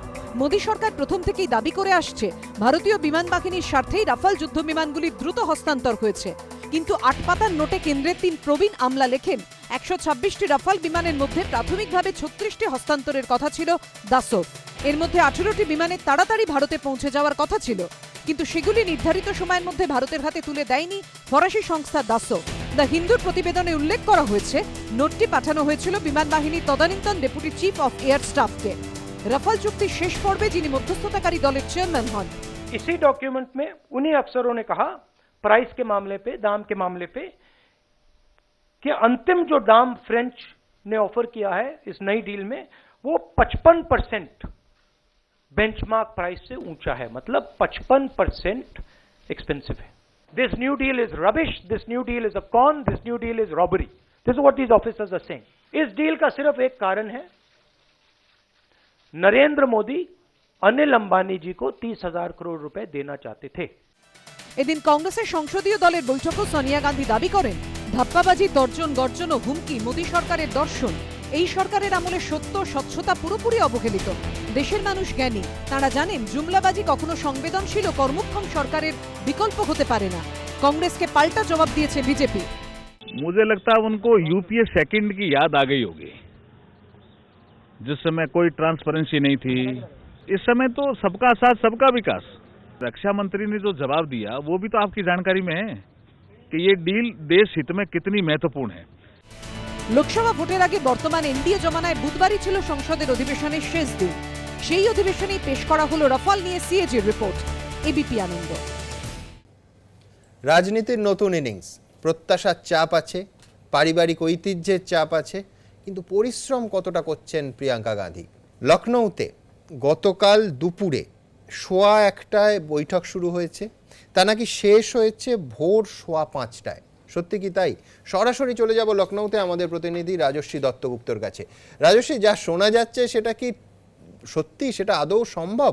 প্রিয়াঙ্কা গান্ধী রাজনীতিতে এসে এই ইনিংস শুরু করেই একেবারে রাতভর মিটিং করছেন, কাদের সঙ্গে, কি মিটিংয়ে সিদ্ধান্ত হচ্ছে? রাজশ্রী। দেখো সুমন, শুনতে অসম্ভব হলেও এই অবাস্তবকে সম্ভব করে দেখিয়েছেন প্রথম দিনের বৈঠকেই প্রিয়াঙ্কা গান্ধী। কেউই ভাবতে পারেননি যে এইভাবে রাত ভোর টানা প্রায় 16-17 ঘন্টা ধরে তিনি বৈঠক করে যাবেন। বৈঠক ছিল কেন্দ্রওয়ারি এবং সেটা ঘোষিত কর্মসূচি ছিল যে মঙ্গলবার বেলা 11টা থেকে নেহেরু ভবনে বসে তিনি কেন্দ্রওয়ারি বৈঠক করবেন 12টি কেন্দ্রের সঙ্গে পৃথক পৃথকভাবে। 1 ঘন্টা করে সময় দেবেন, 45 মিনিট থেকে 1 ঘন্টা। কিন্তু তার জয়পুর থেকে ফিরতে কিছুটা দেরি হয়, তিনি 1:15টার সময় এসে পৌঁছন। রাত 11টা পর্যন্ত কর্মসূচি অনুযায়ী তার বৈঠক ছিল, কিন্তু সেটা প্রায় 6.25 ঘন্টা বা চলে গেল পার করে, এবং বুধবার ভোর 5:15টায় তিনি বেরিয়ে এলেন বৈঠক শেষ করে, এবং এই লাগাতার তিনি বৈঠক করে গেলেন কোনো রকম অবসর না নিয়ে। এবং প্রত্যেকটি কেন্দ্রের যার সাথে পৃথক পৃথকভাবে বৈঠকে তিনি কোথাও কোনো তাড়াহুড়ো করেননি, যে রাত হয়ে যাচ্ছে, ভোর হচ্ছে, কোথাও কেউ কোনো তাড়াহুড়ো দেখেনি। তারা বলছেন যে নির্বিকারভাবে অবিচল ভঙ্গিতে তিনি যেমন সন্ধ্যে 7টার সময় ছিলেন, ভোর 5টার সময়ও তিনি সেরকমভাবেই বৈঠক করেছেন। এবং এই যে তাড়াহুড়ো নেই, 45 মিনিট থেকে 1 ঘন্টার সময়সূচি ছিল প্রতি কেন্দ্র ওয়াইজ, সেক্ষেত্রে দেখা যাচ্ছে সময় পেরিয়ে যাচ্ছে 1 ঘন্টার বেশি, সেখানেও তিনি কিন্তু থামছেন না। কারণ একটাই বিষয়, প্রত্যেকে বলছেন যারা দেখা করে এসেছেন যে নিখুঁতভাবে জেনে নেওয়ার চেষ্টা করছেন, বোঝার চেষ্টা করছেন এবং প্রশ্ন করছেন, দেখছেন যারা দেখা করতে এসেছেন তারা কতটা তাদের কেন্দ্র সম্পর্কে ওয়াকিবহাল। যেমন তিনি প্রশ্ন করছেন যে কেন কংগ্রেস দুর্বল আপনার কেন্দ্রে, কি মনে হয় কংগ্রেসের কোথায় কোথায় কি কি করলে কংগ্রেস আবার শক্তিশালী হতে পারে। কেউ যদি কোনো প্রার্থীর নাম প্রস্তাব করে তাহলে তিনি সঙ্গে সঙ্গে পাল্টা প্রশ্ন করছেন যে কেন আপনি মনে করছেন ওই প্রার্থী দাঁড়ালে জিততে পারে।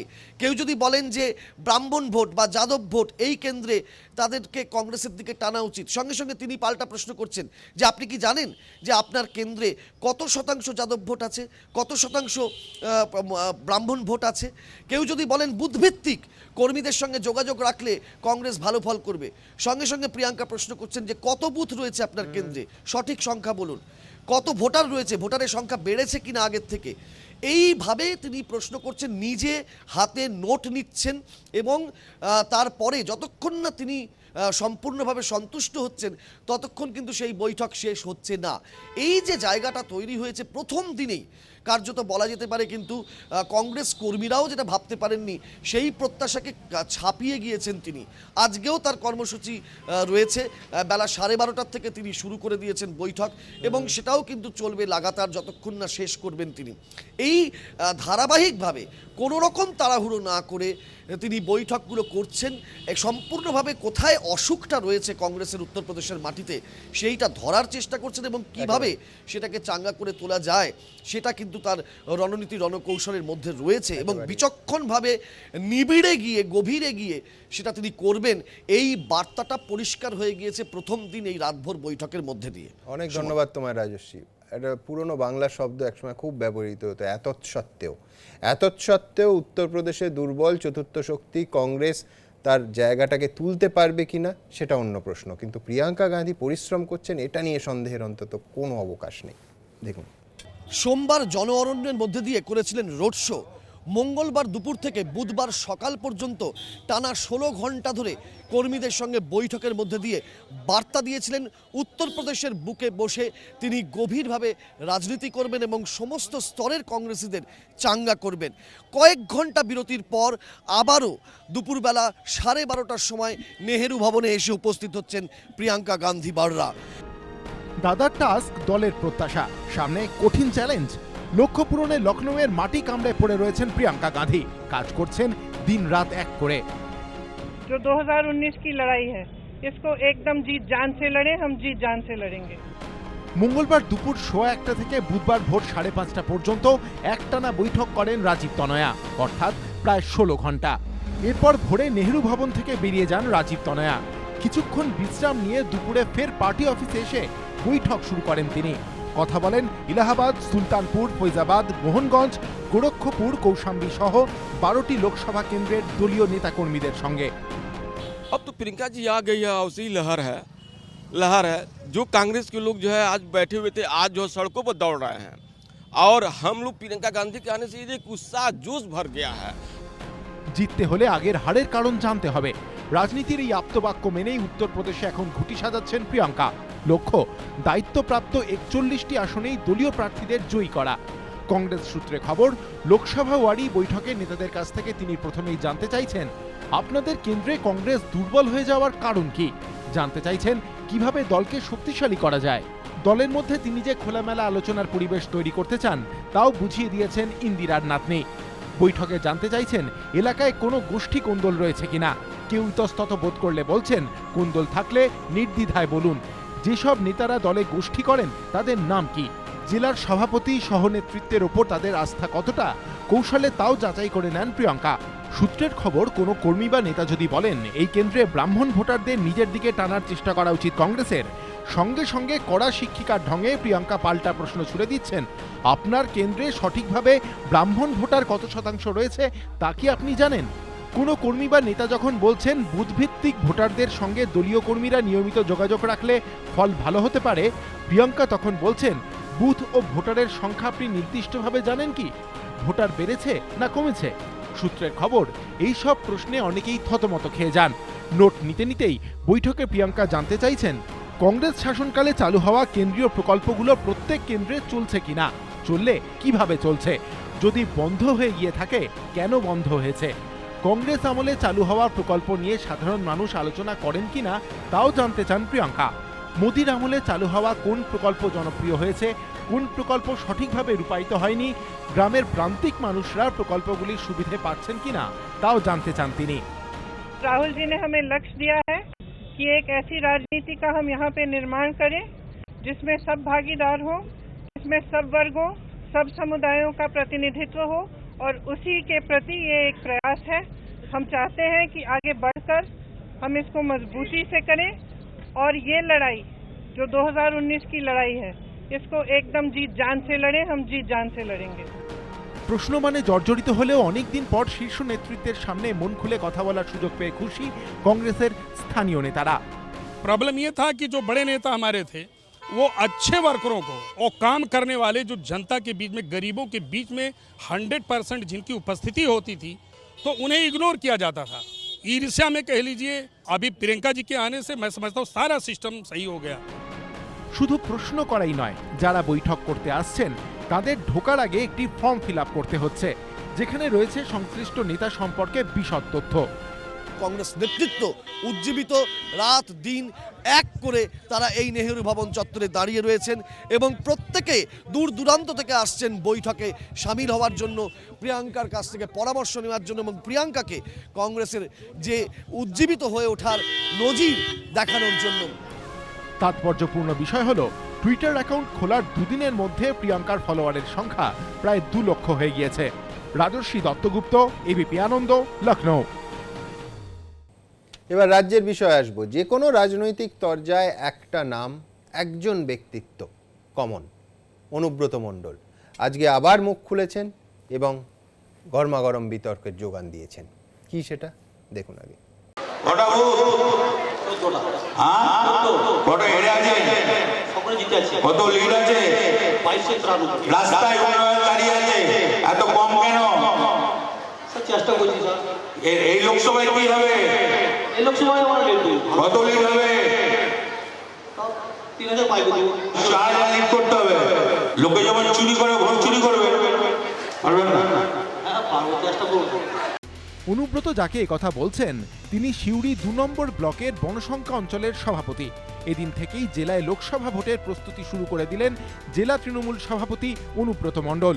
আর সেখানেই পঞ্চায়েত ভোটের ফল নিয়ে উষ্মা প্রকাশ করেন অনুব্রত। দলের কর্মীদের ভোট চুরির ফর্মুলা দেওয়ার পাশাপাশি কেন্দ্রীয় বাহিনীকে সামলানোর কৌশলও বাতলে দেন বীরভূম জেলা তৃণমূলের সভাপতি। কোনো মিলিটারি দেখে ভয় নাই মোদি বাবু, তুমি আমেরিকা থেকে ফোর্স নিয়ে এসো, আমেরিকার মিলিটারি নিয়ে আসো। আপনারা যেমন ভোটের আগের দিন সন্ধ্যেবেলায় গেলে ঘরে যখন অতিথি আসে, কোনো আত্মীয়তা আসে, জল দেবেন, মিষ্টি দেবেন, যা যা দরকার তাই তাই দেবেন। আপনাদের কাছে মিষ্টি পাঠাবার দায়িত্ব নুরুলের, তিনি ব্লক প্রেসিডেন্ট, চিন্তা করার কোনো কারণ নাই। অনুব্রতর ভোট চুরি মন্তব্য ঘিরে শুরু হয়েছে তুমুল বিতর্ক। বিজেপির কটাক্ষ, এতেই বোঝা যাচ্ছে বাংলায় গণতন্ত্রের কি হাল। আজকে পশ্চিমবাংলায় যা পরিস্থিতি আছে, টিএমসি যদি ভোট লুট না করে বা চুরি না করে কোনো ইলেকশন জিততে পারবে না। সেটা আমরা পঞ্চায়েতে দেখলাম, তার নমুনা সারা দেশ দুনিয়াতে চিচি হলো। আর ডিসেম্বরে যে 15টা মিউনিসিপ্যালিটি আর 2টো কর্পোরেশন ইলেকশন ছিল, সেগুলো পিছিয়ে দেওয়া হলো। কারণটা কি? কেন 6 মাস পিছিয়ে দেওয়া হয়েছে? ওনারা জানেন যে কোনো ভোট হোক আজকে পশ্চিমবাংলায় মানুষ তাদেরকে ভোট দেবে না। অনুব্রতর মন্তব্যের সমালোচনায় সরব হয়েছে বাম ও কংগ্রেস। উনি গেলেন দিল্লিতে ধর্ণা দিতে গণতন্ত্র রক্ষার, আর এই রাজ্যে গণতন্ত্র গলা টিপে মারছে হচ্ছে ওর নেত্রী। ফলে এরা ভোট চুরি করেই ক্ষমতায় আছে। মানুষ এদের সঙ্গে নেই, এরা বুঝেছে, সেই জন্যই ভোট চুরির রাস্তায় এদের হাঁটতে হচ্ছে। রাজ্য সরকারের কাছে আমি আবেদন করতে পারি যে অনেক চোর প্রফেসর আর চোর প্রিন্সিপাল আর চোর মাস্টার দরকার, যারা এতদিন থেকে প্রফেসরি করেছে, বাংলা পড়িয়েছে, ইংরাজি পড়িয়েছে। এবার নতুন একটা সাবজেক্ট বেরোলো, ভোট চুরি সাবজেক্টের নাম, লেখক তৃণমূল কংগ্রেস। সব মিলিয়ে লোকসভা ভোটের আগে ফের বিতর্কিত মন্তব্য করে শিরোনামে অনুব্রত, গোপাল চট্টোপাধ্যায় ও দীপক ঘোষ, এবিপি আনন্দ। দেবনাথ, ছোটবেলায় একটা গল্প পড়েছিলাম যে এক ডাকাত রাজবাড়িতে চিঠি দিয়ে ডাকাতি করত। চুরি শব্দটাই হচ্ছে যে লুকিয়ে করা হয়, কিন্তু ভোট চুরি পাবলিকলি বলছেন, যে সে লোক নয়, জেলার সভাপতি, কি ইম্প্যাক্ট পড়বে? না, আমি আপনাকে কর্মী সম্মেলনে কি শেখাচ্ছেন? আমি আপনাকে বারবারই বলছি, আগেও বলেছি, ওর যে কথাগুলো আমি প্রত্যেকটা কথা ক্রিটিসাইজ করেছি, যে কথাগুলো বলা উচিত নয়, প্রত্যেকটা জিনিস এইভাবে কি মারাত্মক জেলা সভাপতি প্রত্যেকটা কথা আপনাকে ক্রিটিসাইজ করতে হচ্ছে? হবে না, এই কথাগুলো বলার উচিত নয়। আমি পরিষ্কার বলছি, কেন বলবে? কারণ এতে কি ওর বাড়ছে না, এখন আরো ক্ষমতাশালী একাধিক জেলার উনি পর্যবেক্ষক না। তৃণমূল প্রশ্ন হচ্ছে ও কি চায়, কোনটা বলতে? তৃণমূল কখনো তৃণমূল অনেক করেছে। আমি উদাহরণ মাননীয় মুখ্যমন্ত্রী প্রকাশ্যে গিয়ে কোন জায়গায় বলেছেন, আমি বারবার বলছি যে কথাটি বলেছেন অনেকেই বলেছে ভুল কথা বলেছেন, তার বিরুদ্ধে দল কঠোর ব্যবস্থা নেবে বলেছে, কখনো বলেনি। বলছে অক্সিজেন পৌঁছয় না মাথায়, আমাকে উদাহরণ দিই, বলে যে মাথায় অক্সিজেন পৌঁছয় না। আরে ভাই, এটা প্রতিবাদ করা হলো। উদাহরণ দিতে দাও না। পার্থবাবু অনেকবারই বলেছে, যিনি স্পোকসম্যান পরিষ্কার নিজের হিসেবে লুট করেছো, নদিয়ায় গিয়ে লুট করো, আমি বলছি করছে, কিন্তু নতুন নতুন উচিত নয়। অর্থাৎ নদিয়ায় গিয়ে লুট করো, আরো অন্য জায়গায় গিয়ে লুট করো। আপনাদের এক ফোঁটা সামান্য লজ্জা লাগে না? এখানে বসে এইসব কথা বলতে লজ্জা লাগে না? তোমার কি লজ্জা লাগে না? আজকে দিলীপ ঘোষ যে প্রথম থেকে যেভাবে কথা বলো, মুখ্যমন্ত্রী দিল্লিতে বলছেন না 42-42, এইটা হচ্ছে 42-42 পশ্চিমবঙ্গে এনকাউন্টার করছে 42-42। না না, আমি তো বলছি একটা জিনিস প্রত্যেকটা জিনিস খণ্ডন করুন। যে এই অনুব্রত বাবু তো কি বলবো, বিচ্ছিন্ন মানুষ নন, একটা নেতা, এবং ইনি ব্র্যান্ড আইকন। আমি বলছি যে তৃণমূল কংগ্রেস দলের, এবং ইনফ্যাক্ট সবাই ফলো করুক এই মডেলটাকে, এটাই চান শাসক দল।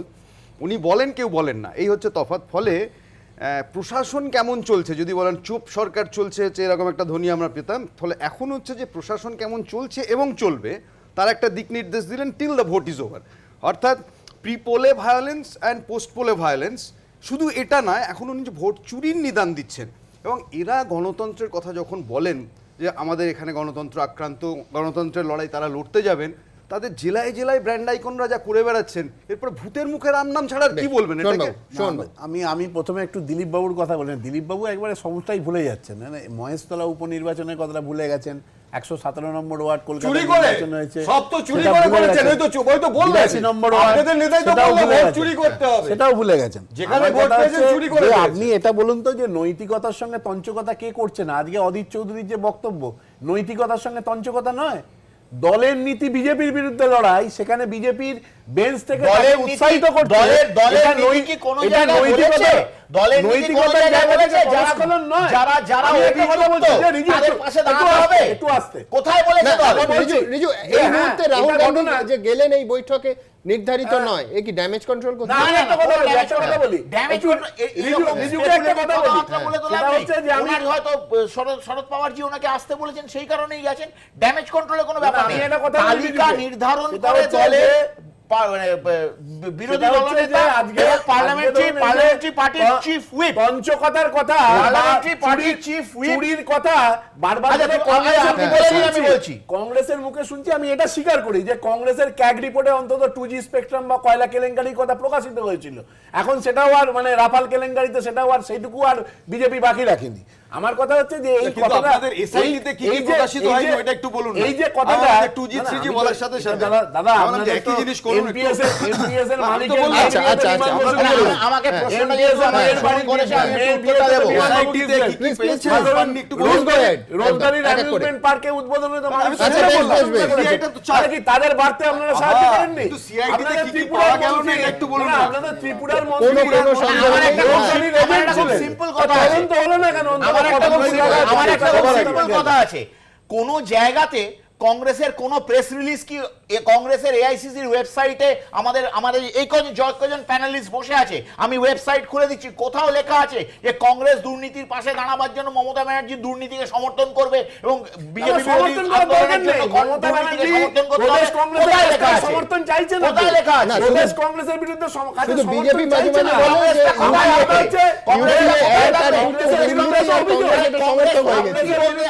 যে তথ্যটা কে দিল? তুমি কি এইটা বলতে চাইছো? কংগ্রেস পশ্চিমবঙ্গে আচ্ছা তুমি কি এইটা এক সেকেন্ড তুমি কি এইটা বলতে চাইছো যে ভারতবর্ষে দুর্নীতি এবং কংগ্রেসের সঙ্গে কোনো যোগ নেই? ভারতবর্ষে দুর্নীতি এবং কংগ্রেসের সঙ্গে যোগ আছে কি নেই সেটা তো কংগ্রেস সবচেয়ে বেশি প্রমাণ করেছে। কজন বিজেপির আমলে জেলে গেছে, কংগ্রেসের আমলে সুরেশ কালমার্ডি জেলে গেছে। আরে চুরি না করলে কেন জেলে যাবে? চুরি করলেই তো জেলে যাবে। কংগ্রেস চুরি করেছে। আমি তথ্যের খাতিরে শুধু এইটুকু দেখি যে অধীর চৌধুরী আজকে ডেসিবেলটা ক্রমশ বাড়ছে, তার আগে দ্রুত একবার দেখিয়ে নি আজ অধীর চৌধুরী যখন আক্রমণ করছেন তৃণমূল কংগ্রেসকে, তার পাশে দাঁড়ালেন বামেরা। দেখুন, কখনো অধীর চৌধুরীর নিশানায় তৃণমূল, कि चोर मचाते शोर, ये सारे चोर है बंगाल के। কখনো মোহাম্মদ সেলিমের নিশানায় রাজ্যের শাসক দল, यहाँ पे बैठे हुए लोग हैं, इसमें तृणमूल के आधा दर्जन एमपी को भुवनेश्वर के जेल में रहना चाहिए था। আবার কখনো কংগ্রেস সাংসদ অধীরের পাশে দাঁড়াচ্ছেন মোদী সরকারের মন্ত্রী সাংসদরা। और आज यहाँ जो शोर मचाते हैं, मुझे लगता है इनको ये कहना चाहिए कि चोर मचाते शोर। আবার কখনো মোদী সরকারের অর্থমন্ত্রীকে ধন্যবাদ জানিয়ে চিটফান্ড বিল ইস্যুতে বক্তব্য রাখলেন সিপিএম সাংসদ সেলিম। आज हम इस पीयूष गोयल जी का समर्थन करते हैं, धन्यवाद करते हैं। বুধবার চিটফান্ড বিল নিয়ে এভাবেই তৃণমূলের বিরুদ্ধে সম্মিলিত আক্রমণ শানালো কংগ্রেস, সিপিএম, বিজেপি। যা দেখে তৃণমূলের অনেকেই বলছেন প্রমাণিত হলো মমতার কথাই ঠিক। কতগুলো গদ্দার, কতগুলো গুন্ডা সর্দার আর কতগুলো সিপিএম এর হারমাত, ওদের পার্টি এখন সম্পদ হয়েছে। আর জগাই মাধাই বিদায়, তিনটে জগাই মাধাই আর ওটার নাম হচ্ছে বিদায়, তিনটে মিলে এক হয়েছে। সম্মিলিত আক্রমণের মুখে পড়ে পাল্টা লড়ে গেলেন তৃণমূল সাংসদরা।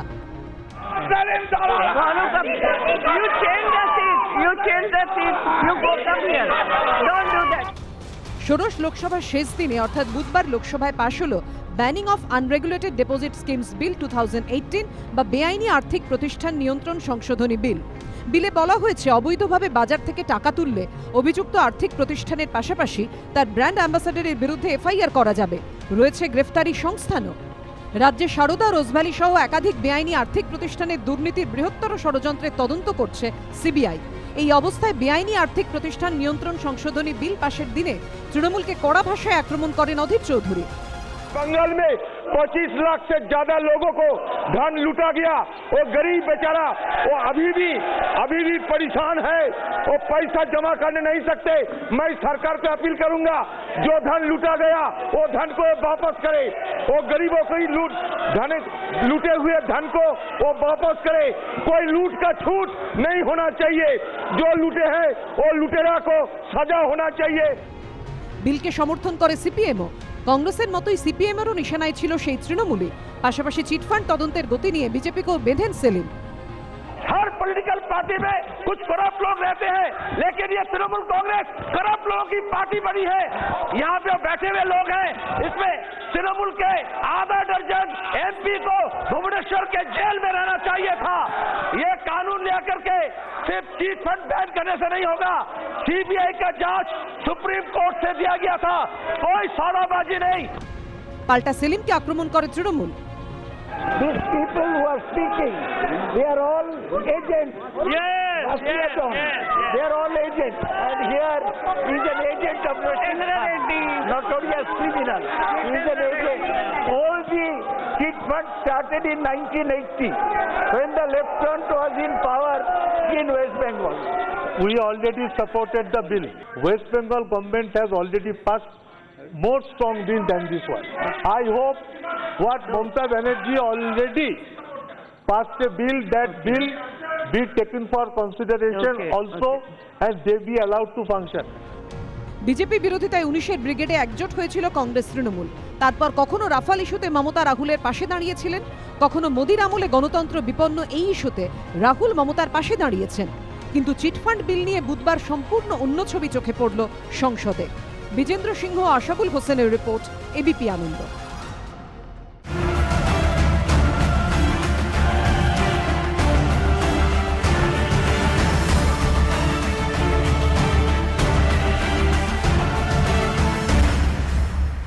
ঘণ্টাখানেক সঙ্গে সুমন নিবেদন করছে আধুনিক টিএমটি বার্স, ভরসা হমেশা। International Institute of Hotel Management, Asia's largest hotel school chain.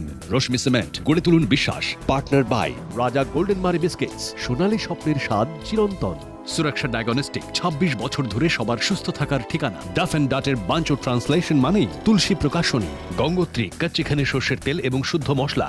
Ashoka footwear, পরলেই জানবেন